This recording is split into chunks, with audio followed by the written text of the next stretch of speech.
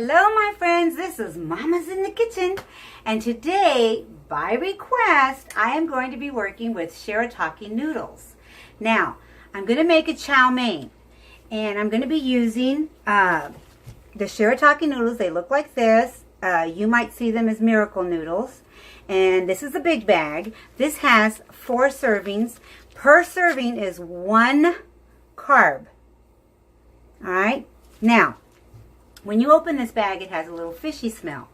What I'm going to do is a trick that my friend, Rocky Berrigan, she's a YouTuber, taught me. You add a little bit of baking soda. I use baking soda for a lot of things.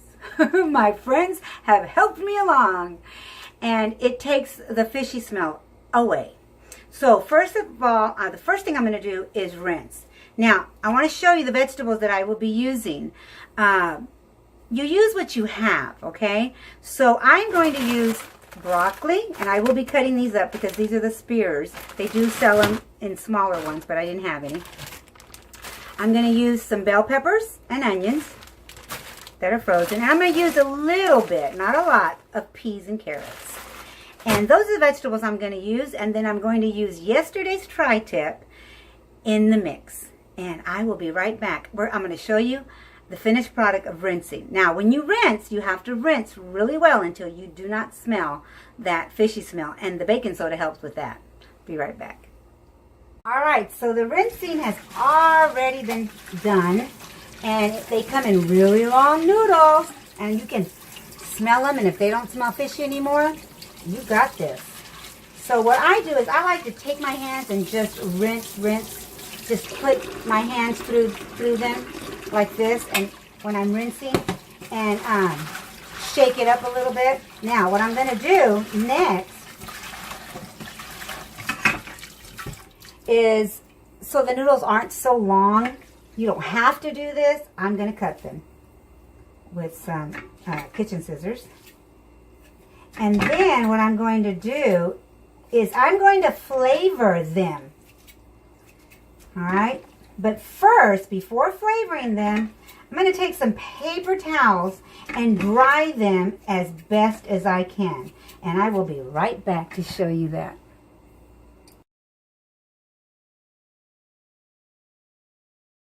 So all I do is I take and I just really tap.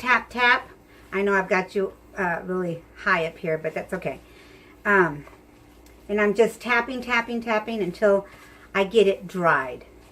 And, you know, you don't have to get them real dry, but it helps when you go to put them in the oil. And I'll be right back with that. Okay, so don't be afraid to use your hands. I know my head's cut off. It's okay. I'm going to put a little bit of onion powder. And I buy my seasonings like at a meat market. So that's why I put them in other containers. Because they're cheaper if you buy them by a bag. And I'm going to use garlic powder. And you can put as much as you want now. And what I'm going to do to give it a little salt and a little flavor, I'm going to add a little bit of chicken broth. Okay, powdered chicken broth. Again, there's no measuring. Don't be afraid. Don't be afraid to use your hands or not to measure anything. And I'm just going to take the noodles because I want to flavor them. I've got my wok heating up right now, and so I want all of this to get coated. So just use your hands, all right? Nothing wrong with using your hands as long as they're clean. All right, so now I'm going to take you over to where the wok is at, and we are going to do the next part. Now, today I'm using ghee to do these noodles. And I just plotted a little bit in here, maybe 2 tablespoons. I'll wait till my oil gets really hot. And want to wait till it kind of gets a little smoky, a little bit. You can throw one of these little noodles just to see. Oh yeah. Oh yeah, baby. And we're ready. We're going to plop these in here with all that yummy garlic and onion powder. You could put any flavoring seasonings that you like. This is just what Eric and I like. And what I'll do, as soon as these kind of get cooked up, I will add even more. I'm going to add a little bit of minced onion, and I will be adding a little bit of crushed red pepper. So I'm going to have crushed red pepper and a little bit of minced onion. I'll be right back when it is the color that I want.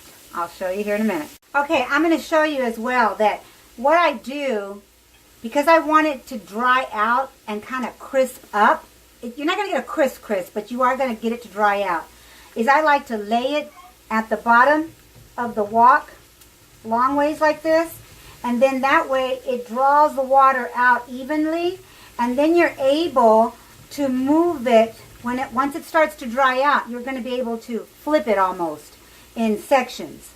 Be right back. Hi friends, so we are back, and now this is what you're going to get. Now it's not completely dried out, and you're going to see oil or the ghee. You don't have to use ghee. You could use bacon grease, any choice that you like. This is the point where I'm going to take my peppers, and Mama just likes to put it in. You could put a lot more than that. A little bit of minced of onion. You don't have to do this part. You don't. But I would suggest that you do. Anyway, see that? Now, they did fry up a little bit. They're not completely, and it took about 10 minutes. I'll tell you that right now. This is a patient dish. Be patient. And don't give up if you didn't make it quite right the first time. Try it again. All right, so now this is all ready. I've flipped it, and it was a little brown. I know you can't tell that from the camera, but trust me, you just want a little dryness to the noodles. Now, you still see the wetness, but that is the oil. All right. So the next thing I'm going to do is I'm going to let them sit again for just a few minutes, but not a lot, while I get my vegetables. I've already cut them. I cut my broccoli up because I told you. The one thing I did not mention was that I'm going to put a whole package of mushrooms. So here we go. I'm going to do my vegetables. Just throw them right on top of that. Don't move them. Leave them on top. Because you know what? The vegetables, because they were frozen, they are wet.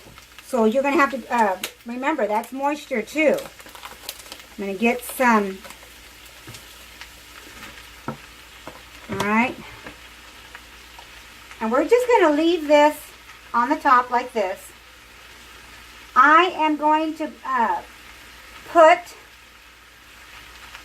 a little bit of soy sauce and Worcestershire sauce. But I'm going to wait for that. I'm going to cover it up. If you don't have a cover for your wok, just use foil paper.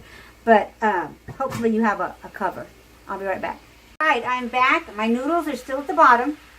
So you know they're going to crisp up and they're going to be delicious here in a minute. Now, this is what I do. I make my own bone broth, and I will tell you how to do all that. I've done it before in another video, but I'm going to do it again later. But this is my bone broth. It is chicken bone broth, and it is a little watery today. But I'm going to pour over the vegetables. Now this gives it some awesome flavor. My gelatin type of broth is at the bottom. There it goes. There it is. There it is. You see? It's thicker at the bottom. I don't know why, for some reason today. All right. So about 3, and this great big one will be plenty. Then I'm going to add some Worcestershire sauce. I used to call it the W sauce, but I think I better. Okay. A few splashes. And this is soy sauce. I told you earlier, I go to a Asian store. But you can get any soy sauce you like using. That gives it a good flavor as well. And now we commence to move. Move, move, move. Now, the noodles, you want them to be soft and tender, not al dente, because then they'll taste rubbery. You can taste them. They're always going to be like rubbery, but they're going to have so much flavor that you will begin to enjoy these. All right, that's a lot of flavor in that noodle. Okay, so now I'm ready to dice up my tri-tip from yesterday and place it in here. And this will still cook another 10 minutes or so. Be right back. My friends, it is time to put the meat in. Let's see. Now, it's been 10 minutes. And everything got nice and soft. And I diced up the tri-tip. You can use leftover steak, leftover anything, chicken, anything. And you just pour it in. And remember, the tri-tip has a lot of flavor because we did a lot of good stuff to it yesterday. So, this is going to sit in here until I think everything is tender enough. And we're going to cover it up. Remember, this is being cooked at a medium heat. Now, it'll sit here for a good 20 minutes or so. 20 minutes or so. I'll be right back. Okay, I know I keep getting cut off, but because every time I turn the camera on, it gets a little bit wider, so I apologize for that. I will get better at this, but you're not here to see me anyway. You're here to see me cook. So this is 20 minutes later, and I'm going to plate this up, and I'm going to show you the yumminess. The yumminess that is coming, and the aromas that are coming out of this pot are amazing. Be right back. All right, my friends, here we go. You've got meat, vegetables, mushrooms, and I am not going to pretend. Let me move you. Hold on. I'll get used to this camera. I promise. I promise. It's give Mama a little chance. But it's going to be worth it in the long run if you make this. Now, look at the color. Look at all the flavor going through there. Amazing. You want to taste? Let's go for it. Mmm. Mmm. Mmm. Mmm. Mmm. Now, remember to chew. But I promise you, it is still rubbery but flavorful. Does that make sense? It's not real rubbery, I must admit, but it is got that rubbery taste. But with all the flavors you are putting in it, and you're allowing it to do some drying out. My husband loves these. I love them too.